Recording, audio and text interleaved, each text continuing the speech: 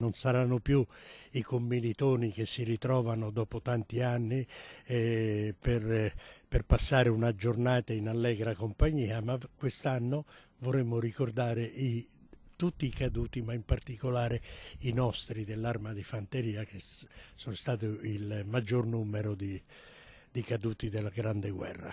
Conto alla rovescia per il via del 34° raduno dei Fanti di Vittorio Veneto, il raduno della commemorazione nell'anno del centenario della fine della Grande Guerra, con una serie di iniziative dall'alto valore simbolico che contrassegneranno la 4 giorni dei Fanti, una festa sì, ma anche un momento di riflessione. Momento centrale del raduno, la sfilata di domenica, nella quale sfileranno le 116 brigate.